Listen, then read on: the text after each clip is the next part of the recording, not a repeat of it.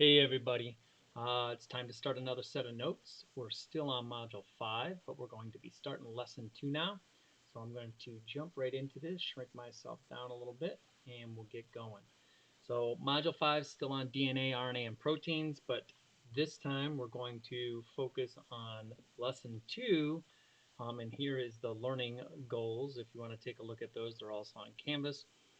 And lesson 2 is going to be focusing on RNA and protein synthesis. So if you remember, when we were talking about DNA, we said DNA is the instructions on how to build proteins. Well, we can't build a protein um, straight from DNA, so we can't take DNA and convert it into a protein. There has to be an intermediate. So what we do is we make a template of DNA in the form of something called RNA, which is a single-stranded instead of a double helix. It's a single spiral, and it basically is used as a template to read the instructions on how to build a protein. So we're going to go over that today. It's actually a quite complicated procedure, but we're going to try to simplify it as much as we can and make it easy to understand for you guys.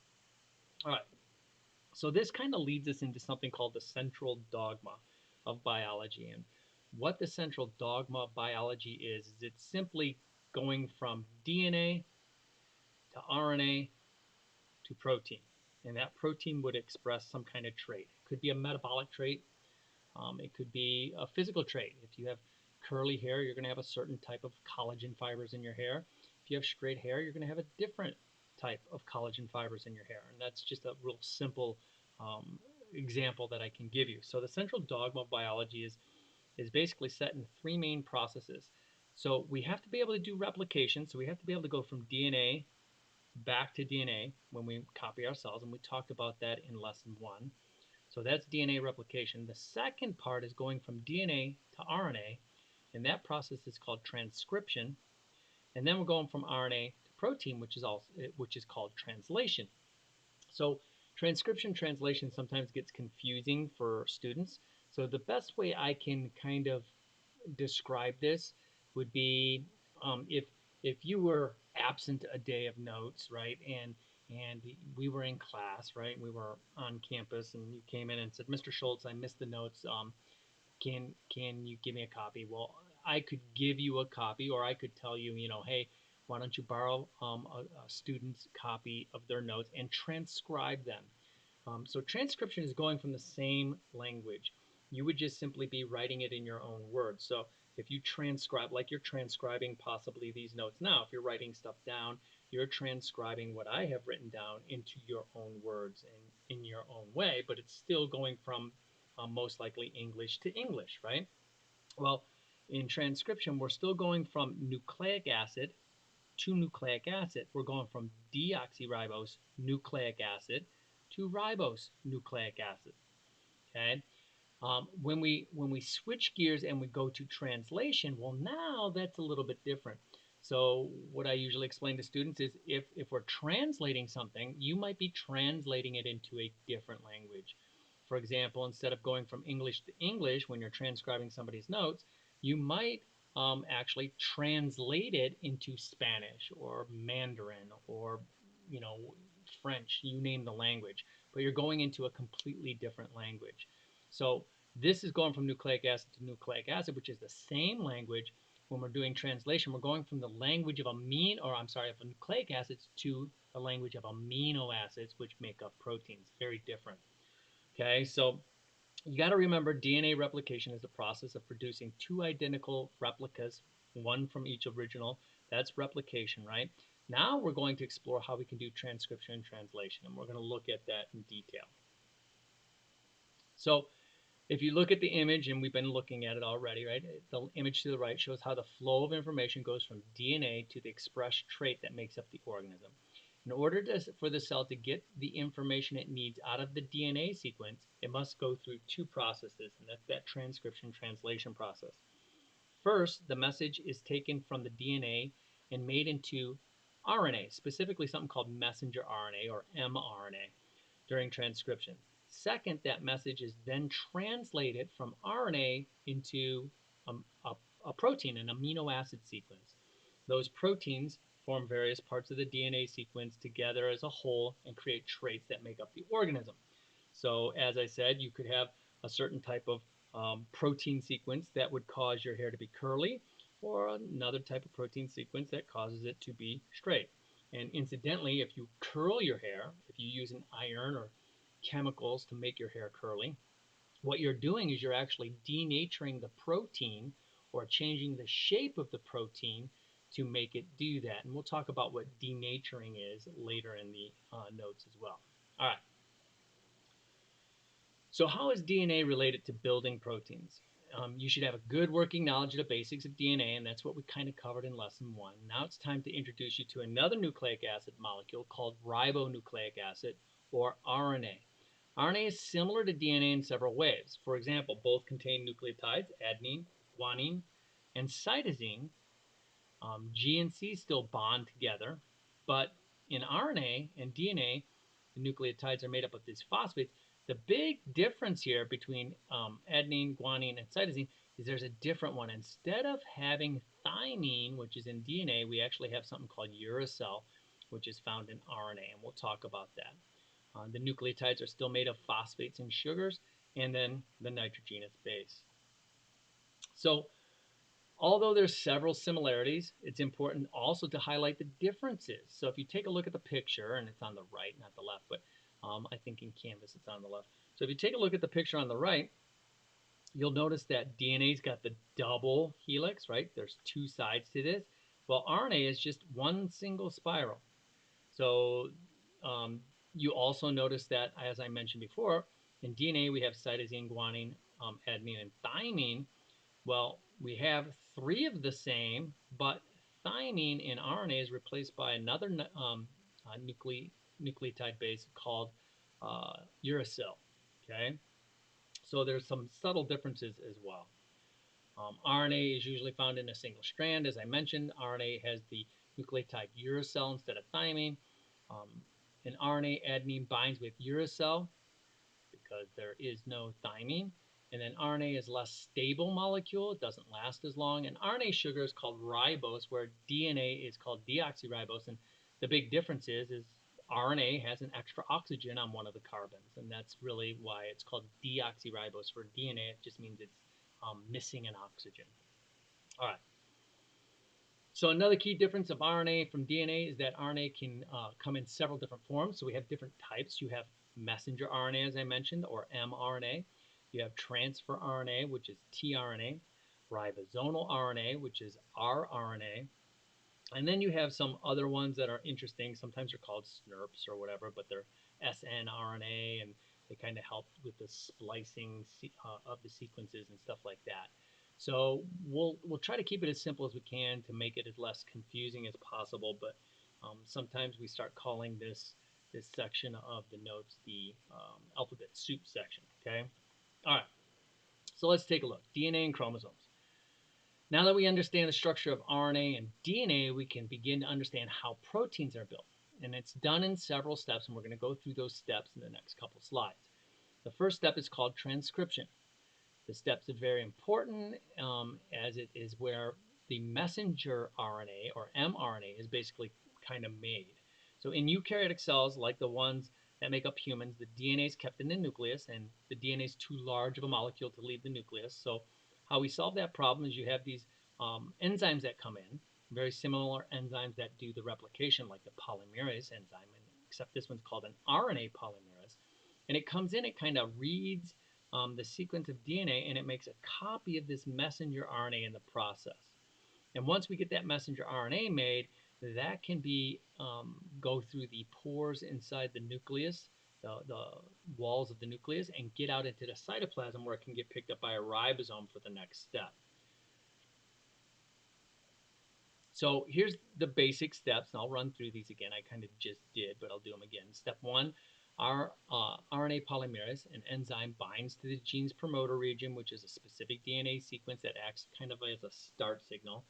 And then RNA polymerase unwinds the double helix, exposing the DNA nucleotides on each strand. And then a complementary RNA nucleotides are added, and then transcription follows the base pairing rules of DNA. So except that instead of thymine, we have uracil, right? So RNA uracil pairs with adenine instead of thymine. And you're going to see the base pairing is basically A goes with U and C still goes with G. So you should be familiar with that. So how is the RNA modified afterwards? Because there has to be some modifications that have to be made to this. So this gets kind of confusing in here, and it actually uses a term that I'm very I don't like using, and I try not to use it, but we'll go through it anyway. So if you take a look, after transcription is completed, we're left with a molecule of RNA, but it needs to be modified. It needs to be fixed up a little bit. Okay, we need to make some changes to be able to properly build the protein we're looking at. It has these things called exons and introns. Now, it kind of, this is also confusing sometimes because it sounds like the opposite of what you should think of. Okay, so you have these exons and introns, and if you're looking at this, right, um, the this is due to the fact that DNA has these large sequences of non-coding nucleotides. And these are called introns. Sometimes they're called junk DNA, and that's the term I hate to use because we're finding out that this junk DNA, that they call it, actually does a lot of other stuff, and we were just not aware of it. But the introns are the junk DNA, or the non-coding regions. And we're going to get rid of the introns. And this is why I think it sounds confusing, at least for me it was, because we keep the exons and get rid of the introns. So when you're thinking of X or exit or ex-boyfriends or ex-girlfriends or whatever, you're usually thinking of things you're getting rid of, right? So, but this is the opposite. The exons are what we want to keep, and we want to get rid of the introns. Okay, so don't get too confused on that if at all possible. So the DNA, the more research we do, the more we're finding out that this junk DNA is much less junk than we originally thought, right? So if you look at the picture above, and I'm on this side now, in order to get the correct sequence of nucleotides in the mRNA, special molecules called snRNA splice out the unnecessary pieces and glue the exons back together to form the finished molecule. So if you take a look, here's your original DNA. We translate it into RNA, and what we're going to do is we're going to take out these introns, get rid of them, and just keep the exons and kind of splice them back together. Now, once we do that, that mRNA molecule is ready to go, be translated into a protein. So let's look at the process of translation next. To understand the role of tRNA, transfer RNA, it's basically a carrier molecule. So each tRNA molecule has an anticodon for the amino acid it carries. So you have these codons. Remember, I talked about that when we talked about DNA. We talked about these three-letter codons that we use to kind of code for particular amino acids. Well, the tRNA has to have a matching anticodon that matches up for us to put that amino acid. And what these molecules do is they actually carry the amino acid to the messenger RNA. An anticodon is basically complementary to the codon found in the amino acid. So let me give you a quick example. If we have the amino acid lysine and it has the codon AAG, the anticodon for the tRNA molecule has to match up to that. So it has to be what matches. A goes with U, there's another A going with U, and then G goes with C. So you have to have UUC for the anticodon. Therefore, lysine would be carried by a tRNA molecule with the anticodon UUC. Wherever the codon AAG appears in the mRNA molecule, a UUC anticodon of tRNA would temporarily bind and then add that amino acid. So while it's bound to the messenger RNA, it gives up its amino acid, adding lysine to the polypeptide chain. Bonds form between the amino acids as they're brought one by one to the ribosome, forming this long chain of amino acids. So if you take a look, this is showing the tRNA going in, reading this, and then it's adding polypeptides to this growing chain, right? And eventually that will fold up into a protein. So the chain of amino acids keeps growing until a stop codon's reach, at which point the polypeptide chain is released and the protein is formed. Now, all these codons can get confusing. I only have one memorized, and that's AUG, and that's the start codon. and I only have it memorized because it's the only one there is. I don't have all the other codons memorized. So one of the things we're going to have to do, and you're going to see this in one of the charts coming up, is you'll usually be given a chart. If I ever ask you on an assignment or in a quiz, hey, put together the anticodon or the codon for a particular amino acid, I'm going to give you a chart to be able to look that up with, okay? So after a polypeptide chain is synthesized, it may have to undergo additional processes. For example, it may assume a folded shape due to interactions among its amino acids. It could also bind with other polypeptides or with different types of molecules such as lipids or carbohydrates. And then many proteins will have to travel to the Golgi apparatus to be modified for the specific job they'll perform. So a few of the ways that this can happen right after translation is we can change the shape. And the shape, remember, for proteins, shape is important, right? That shape determines function.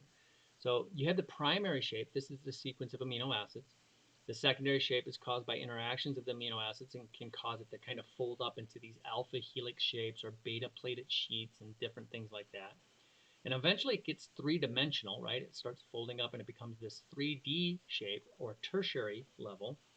And then finally, it can actually have a quaternary level when multiple amino acid chains are bound together to form a functional protein. So how does the process of translation work? Again, we talked about this briefly. Codons and anticodons are two terms that were important in understanding how this works, right?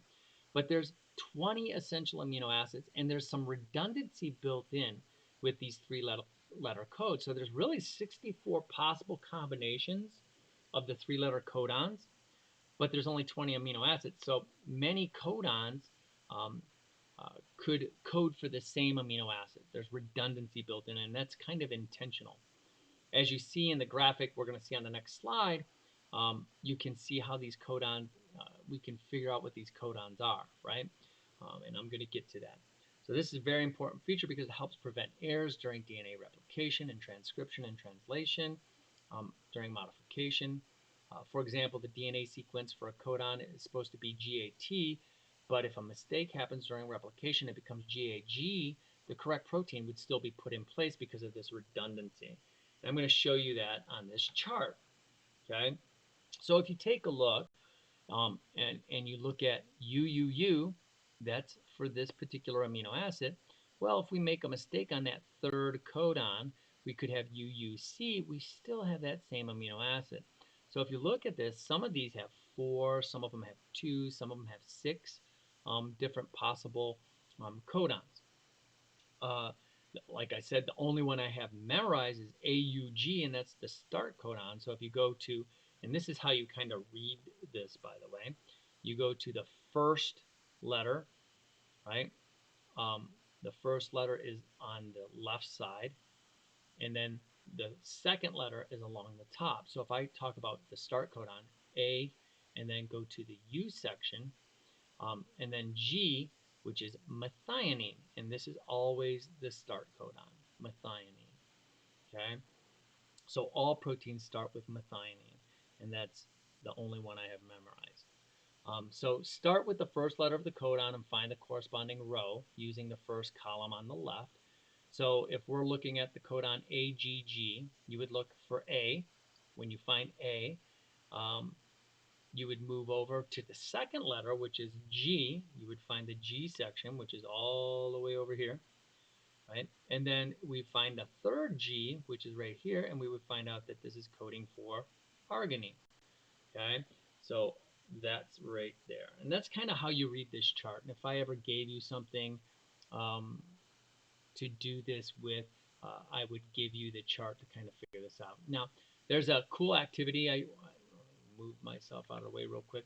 There's a cool activity that I want you to try on Canvas. It's called the You Try It tab in Canvas. When you're going through and you see this chart, it'll probably be on one of the tabs near this, and you can kind of do some of the transcription and translation. It's actually pretty cool. I clicked through it a little bit to try it out, and I thought it was pretty good. All right. So how are these traits expressed? DNA is a template, and it's used to build messenger RNA during transcription. Then the messenger RNA is modified by removing the non-coding sections, right? During that editing part, we remove the introns and keep the exon. Then it's translated on a ribosome into an amino acid sequence or a polypeptide chain. And then that chain's modified into a protein. That's a summary of everything we just went over, right? All the proteins are built, are modified, and carried out to the design a specific function. These modifications and designed functions add up to the expression of a trait. Like I said, it could be a curly collagen fiber in your hair that causes your hair to be naturally curly, or it could be a straight collagen fiber in your hair that causes your hair to be naturally straight. Okay, so there's a few things that need to be noted to fully understand how gene expression works, because there's some other things that are going on in the background that people aren't necessarily aware of. The reason members of the same family look similar is the DNA they have is basically common for coding similar proteins. The differences in their appearance happens because all three of them have some varying DNA sequences. The more variation in the sequence among people, the more different protein structures we could find or see expressed. These differences in the sequence of DNA cause a cascading event that basically ends up producing slightly different proteins, and the result ends up being a trait that's expressed slightly differently. And there's also things that kind of are controlling. So if you're talking about hair color or skin color or those type of things, there's usually multiple genes involved in the expression of those traits, because it's not binary. You don't necessarily have blue eyes and brown eyes. You could have slightly variations, right? You got green eyes, blue eyes, brown eyes, dark brown eyes, hazel eyes. You have varying hair colors and skin pigmentations, and that's caused by multiple genes that are causing the expression of these traits. So the cascading events can happen like this. As DNA sequence varies, the mRNA sequence that is created during transcription could vary. The amino acid sequence could then be varied, and this sequence can cause structures of protein to be different, and the different amino acids cause a different shape, and those different shapes cause a different function or trait to be expressed. So in the picture on the right, and we've been looking at this through the last couple of slides, you can see the way that a DNA codes for different traits with the same. So if you take a look, okay, here's the exons, right? And those are the parts we're keeping. We're getting rid of these introns. So when we do that, we end up with this. Now, during splicing, this can be chopped apart. And what you end up with is you end up with two mRNA sequences that have slight variations in them. If you take a look, the pink parts are the same. But this green part and this, I don't know if you want to call that kind of a brownish color part, have differences, right? So if you're looking at this, this occurs because alternative splicing, right? In an example, we see the green section is considered a non-coding intron for messenger RNA on the bottom and the far right of the image containing the orange, I guess they call it orange, it looks brown to me, exon. This discovery of alternate splicing is a big reason why we see the amount of junk DNA decreasing over time, because we're finding out, hey, this isn't really junk DNA. It's two different possible forms of DNA that can be expressed. So it's a way of kind of turning on and off genes. Think of it as almost like a light switch. Some other ways that genes can be regulated. Another important thing to remember is that all cells have the same DNA, but they express different traits depending on several factors. How genes can be regulated is a complex, multifaceted process. Um, they call it epigenetics. It's actually almost got its own field now in addition to genetics. The environment of the cell is also playing a key role in gene regulation, and it can be regulated several ways. The way the DNA is wrapped around the histones can be a regulation, right? It can turn on and off genes. How the DNA is unpacked and ready for transcription.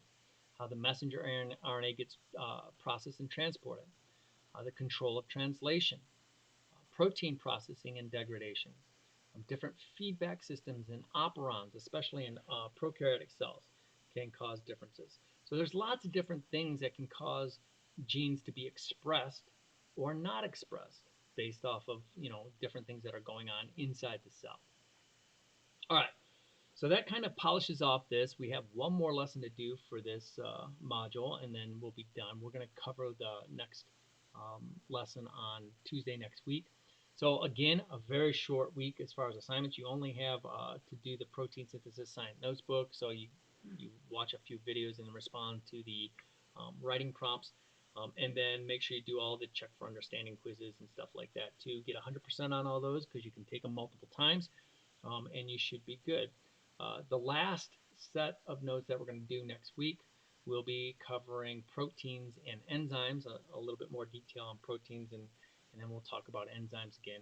And that should finish it up. Keep in mind, in about 2 more weeks, we will be taking our exams. So that's the semester's coming to a quick close. All right, guys, have a good day.